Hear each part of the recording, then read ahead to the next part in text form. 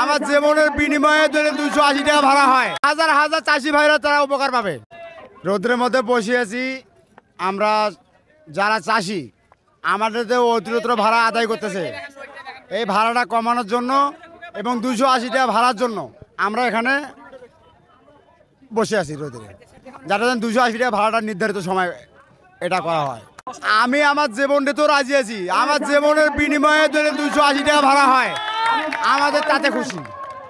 আমার একটা জীবনের বিনিময়ে হাজার হাজার চাষি ভাইরা তারা উপকার পাবে। 11:30টা থেকে এই রোদ্রের মাঝে এ দাবি আদায়ের জন্য সাধারণ একজন কৃষক সেই এখন 3টা 3:30 বাজে তার এখন অবধি তিনি বসেছিল। আসলে তিনি একজন সাধারণ কৃষক, তার দেওয়ালে পিঠ থেকে গেছে, তিনি দাবি আদায় না হওয়া পর্যন্ত এখানে অবস্থান ছাড়বেন না বলে আমাদের আশ্বস্ত করেছেন। সকাল 11টা থেকে ওই লোক এইখানে শুতে আছে। রোদ তো প্রচুর গরমে থাকা যাইতেছে না, তারপরেও আমরা ওইখানে আসলাম, কিছুক্ষণ আসলাম, তাও ওই লোক এইখানে শুতেই আছে। আমাদের এখন ঘোষণা দিছে যে এখন আমাদের মানে দাবি মানি নেওয়া হয়েছে, সম্পূর্ণ দাবি মানি নেওয়া হয়েছে। আর আমরা যারা আমরা সবুজ কল্যাণ যুব সমাজ কল্যাণ সবুজ মেলা যুব সমাজ কল্যাণ থেকে এসেছিলাম, তারা আমরা প্রায় 30-40 জন এসেছিলাম। আমাদের দাবি মানি নেওয়া হয়েছে, আমরা এখন চলে যাব। আমরা জনতার পক্ষে, আমরা সমাজের পক্ষে, আমরা অন্যায়ের বিপক্ষে ইনশাআল্লাহ।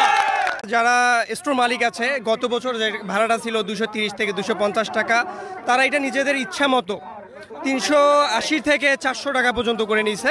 আমরা গত 5 তারিখে এটা নিয়ে আন্দোলন করি মাহিগঞ্জ নবদিগঞ্জে, সেখানে সড়ক অবরোধ করি। সেখানে আমাদের টিপু মুন্সি, সাবেক স্বৈরশাসকের যিনি একজন মন্ত্রী, বাণিজ্য মন্ত্রী, তিনি তার স্টোরের সামনে আন্দোলন করি আমরা।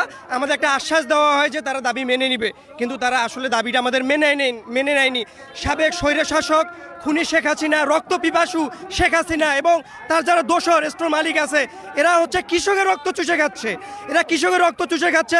15 বছর থেকে একটা সিন্ডিকেট তৈরি করে রাখছে, যে সিন্ডিকেটের কারণে আজকে দ্রব্যমূল্যের দাম এত ঊর্ধ্বগতি, এটা আসলে আমরা কৃষক বলে বুঝাতে পারছি না।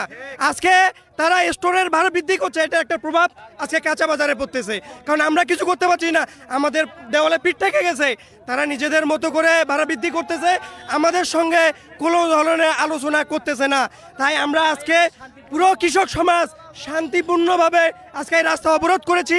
280 টাকা পর্যন্ত 280 টাকা দাবি আদায় না হওয়া পর্যন্ত রাজপথ ছাড়বো না, প্রয়োজনে রাজপথে জীবন দিব ইনশাআল্লাহ।